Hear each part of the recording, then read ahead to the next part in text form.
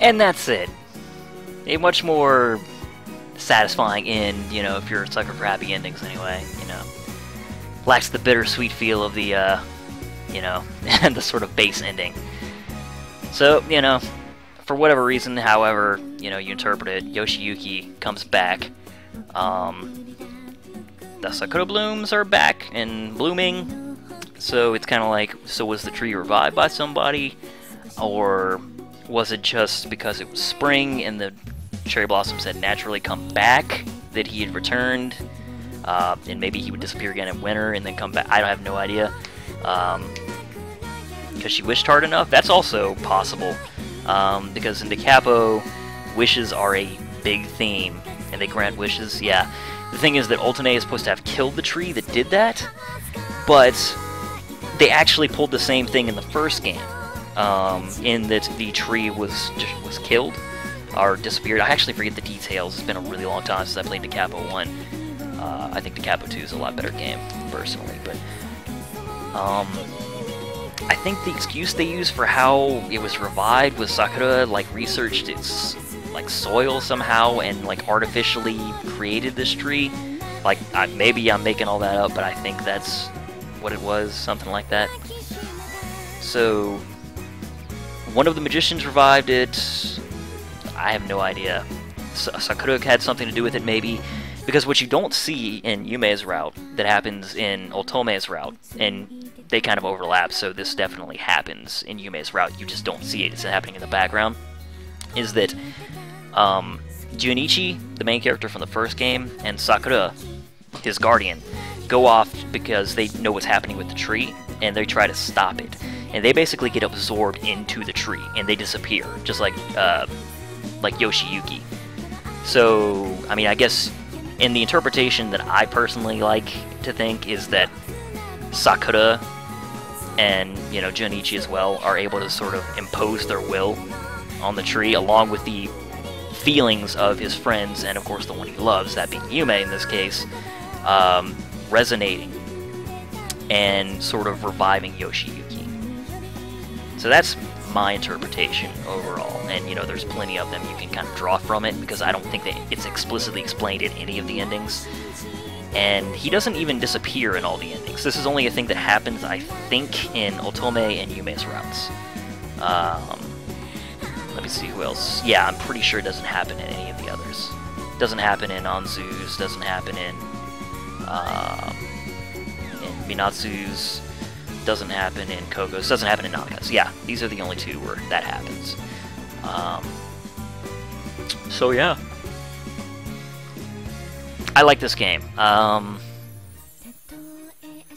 Maybe more than I should. I really enjoyed a Capo II. It's one of those. It's actually a visual novel that, ironically, I kind of got interested in because of the anime, which is ironic. It's, you know, usually kind of the other way around if I'm gonna get interested in that kind of thing. But I thought the anime was really well done for this game, and it's actually about Otome's route. The problem is, and the reason I wanted to play the visual novel so much, and when I heard it was being translated, I got really excited, is I don't really like Otome. So,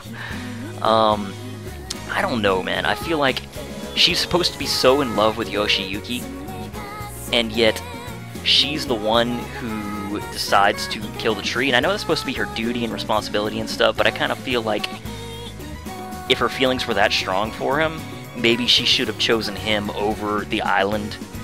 Like, I don't know. I mean, I know that's not the quote-unquote right decision to make, but it seems like it kind of would have been in line with her character and how she was, like, almost, like, obsessive about her, you know, Ototoken. And unfortunately, like, then she spends, like, after she decides she's gonna kill him, she then spends, like, the entire anime/game, like, crying about it, like, forever, and I just got, like, I know this is mean to say, but I got so sick of it. Like, girl, stop crying! Oh! I get it, you're sad!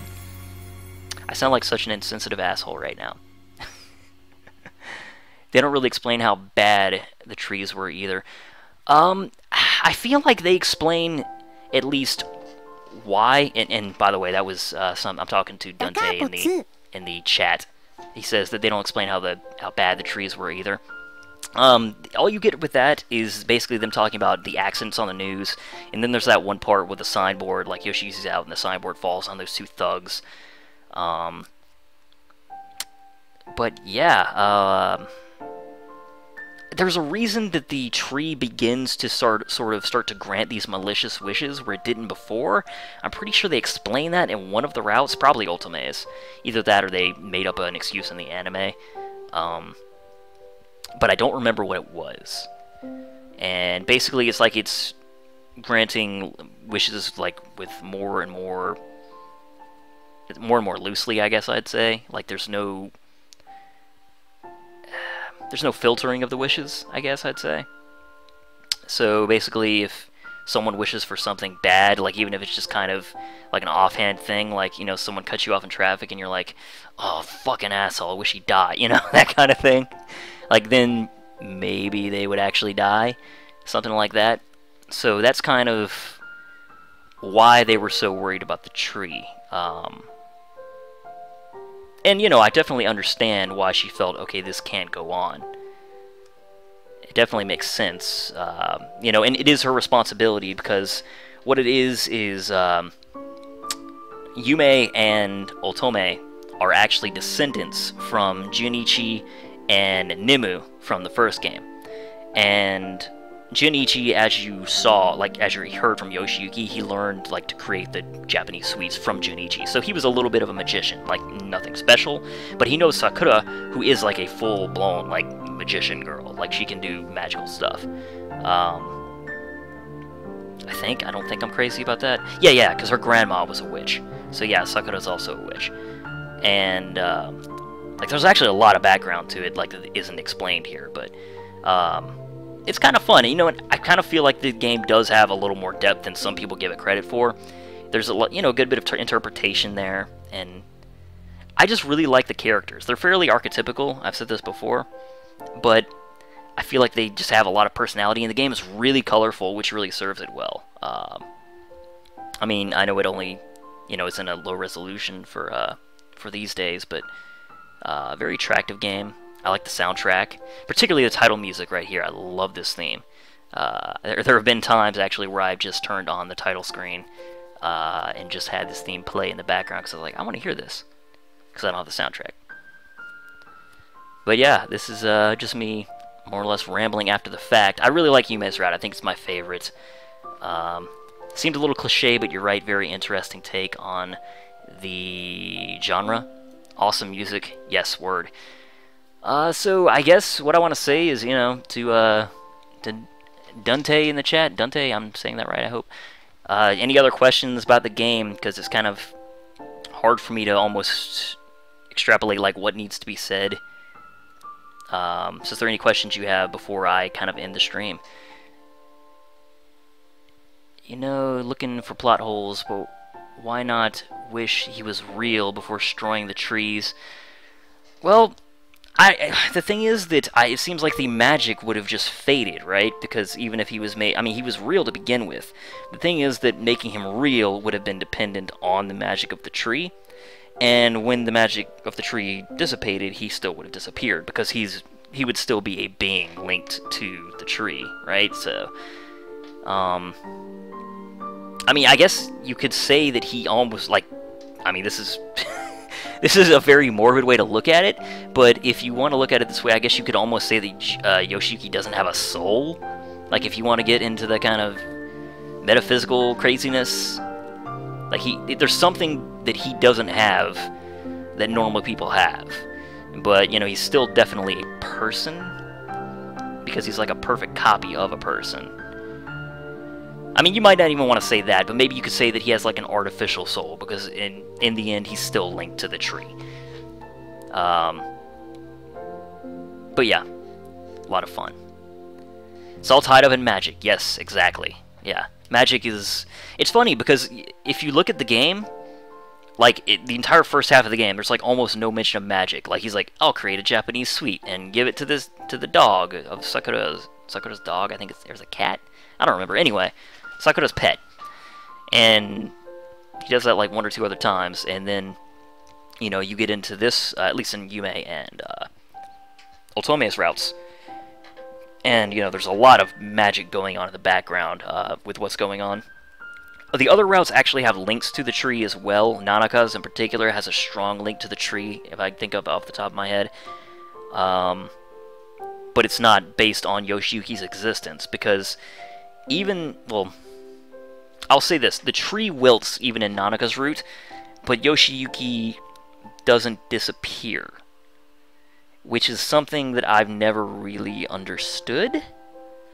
And I'm probably missing something, because they clearly, like, the people who are writing the game clearly didn't just miss that, because they still have the thing where Otome, like, looks up at him at the window, and she, like, seems all upset, but then she sees him, like, the next day, and sees, like, there's nothing wrong with him, and she's like, what the hell's going on, basically? You know, she looks all confused, and then she just kind of smiles and is like, basically like, I don't know how this happened, but awesome, because he's not disappearing.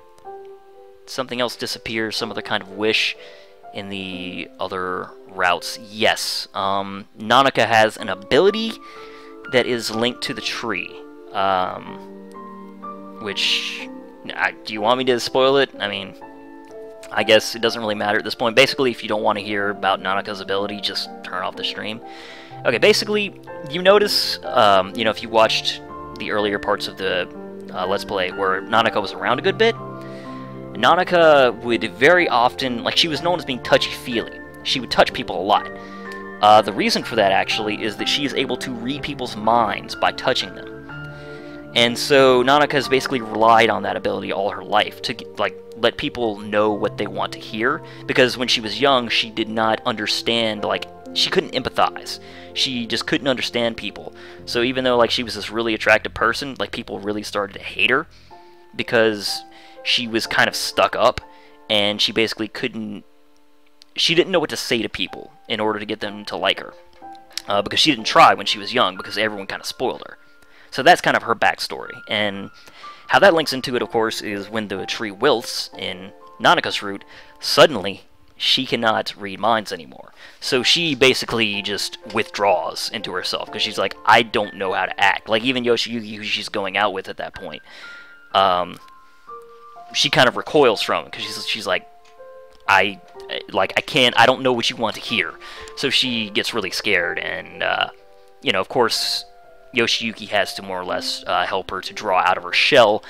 And the big thing in Nanaka's route at that point, like, there's a couple things going on, but basically, obviously, Coco is really into Yoshiyuki. That's fairly obvious from her behavior, I think. She's just really shy. But of course, Coco is Nanaka's best friend, and at the same time, Nanaka didn't know about Yoshiyuki until Coco told her about her, and then Nanaka ends up hooking up with Yoshiyuki. See where this is going? So Coco is not too happy about that, because her best friend hooked up with the guy she liked after basically she ended up telling her about her, and then they met and became good friends and blah blah blah. So yeah, there's a big love triangle going on there. And Wataru, and they're all in a band together at this point. And Wataru has likes Coco. So there's this huge love triangle, and lots of drama, and basically at that point, Yoshiyuki helps her to basically empathize with Coco, and like, through apologizing to Coco, she's able to basically kind of begin to overcome her fear. And there's other things going on in the background, but that's kind of the big thing to me. Like, that's the big drama in that route, is basically the combination of Nanaka losing that ability and not knowing what to do, and of course Coco's basically just being really upset because, you know, she likes Yoshiyuki, and now her best friend is going out with him, and she can't do anything about it. And of course, Wataru is super pissed at Yoshiyuki because, basically, he wants Coco to be happy, and, you know, at the same time, Coco is not interested in Wataru, so he just basically lashes out, and he doesn't know how to handle it, so he gets really pissed off. And then, though they're in this band together at that point, like, you notice they talk about music a lot, they basically have to come back together. Well, they try to get them to come back together to do this show that they've agreed to do, and that's basically how that goes. I'm trying to think if there's any of the others. Oh yeah, Anzu actually also has a link to the tree. Coco doesn't, and Minatsu doesn't. And Anzu's link, which is probably pretty obvious, is her memory. because remember, she basically can remember, like, anything. The memory ability, yes, you guessed it, even, like, while I was saying it, so there you go. And so basically, the reason she asked for that, because she wished on the tree, just like Nanaka did when she was young, to have her ability. Basically, she couldn't, of course, remember anything when she was young, so she asked to be able to remember stuff, and suddenly she could remember everything. And, you know, case of not being happy, yeah, like, with whatever you have, like, she kind of resents being able to remember everything at times, but then when she loses the ability to, she's like, okay, this is really weird. I don't actually remember the details of how her route goes very well, because it's been a long time since I played it. I actually played the Nanaka route, again, ironically, while I was doing this Let's Play, because I was kind of like, basically because I really like the drama there. The human drama between Coco and Nanaka. I'm kind of a sucker for that kind of stuff. So you know, I replayed that ability, that route. And, let's see. Yeah, those are the links to the tree. So why would Yume have the ability to see the future? Everyone else has a reason. Oh, and, I mean, basically, I think that the way you're able to explain that away is because of her blood, her magician's blood. And, basically, her mother was a magician, just like she was. And also you realize that, you know, oto-nee has like the duty to take care of the tree and all that, destroy it if things get out of hand. Basically because Sakura and Junichi-san fail, like it becomes her responsibility. But yeah, I mean that's kind of how you can explain it. Like obviously Yume doesn't have any spells she can do, it seems like, but she has that blood flowing through her, which, because of that, I think is more or less why she has that innate ability, which is at least how I would see it. I mean, they never explicitly say that, but, you know, there's a lot of being able to explain things away because there's a lot going on in the background of the game, I guess. Like, I mean, some of it almost seems like you just kind of have to accept it, I guess, but, you know, the tree is the answer for most things in the game, for sure.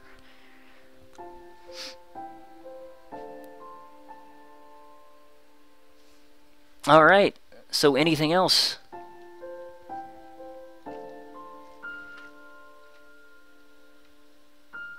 Think it's done on purpose? Yeah, I agree. And that's actually one of the things that I like about the game, is the fact that you're able to, yes, to leave it open. You're able to kind of extrapolate these things for yourself and kind of, you know, talk about it like we're doing now. Which, you know, for sort of a high school romance visual novel, isn't really something you're able to do very often. So, you know, I appreciate that. I don't like it when things are too open. There's a visual novel called Remember 11, which is from the Infinity series, where Ever 17 is from, which is debatably, possibly my favorite visual novel ever. But Remember 11, like, the ending is just so abstract, and like it straight up basically doesn't have an ending. It leaves you on a cliffhanger. It's just like, fuck, I don't know. And I hated that.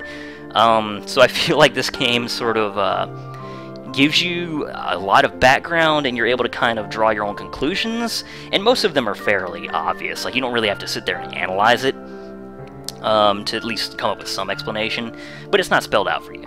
So I like that. They need enough to allow you to make a conclusion. Exactly, yeah. Indeed, indeed. I appreciate it.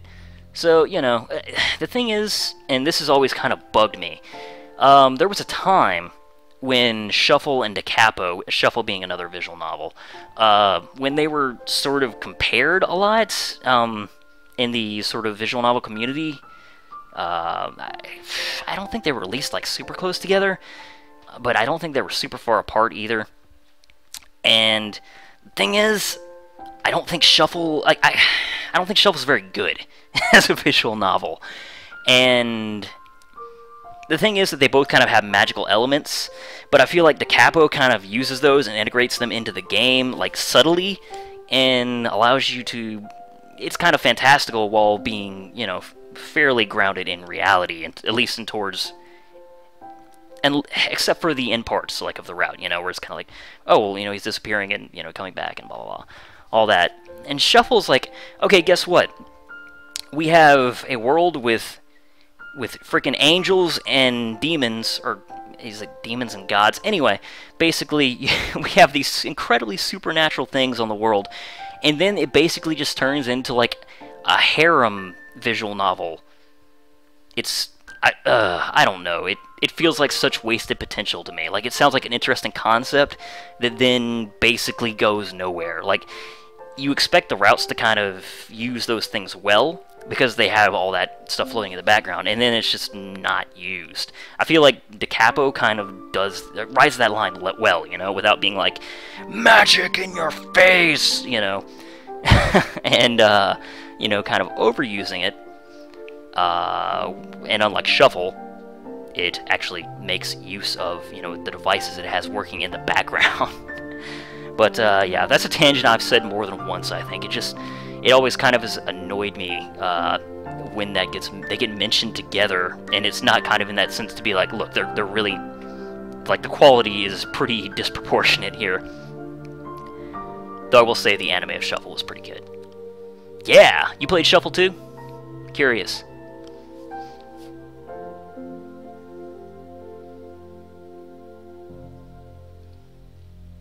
No. Okay.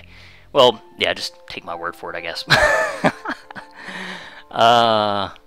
But I agree, yeah. You see what I'm saying, at least, you know. You gotta kind of draw those conclusions. And I don't think there's a lot of people that play Shuffle that kind of are like, man, that was really great, except for, like, the fact that it's got a sort of attractive design. The transitions and stuff. But anyway, I'm just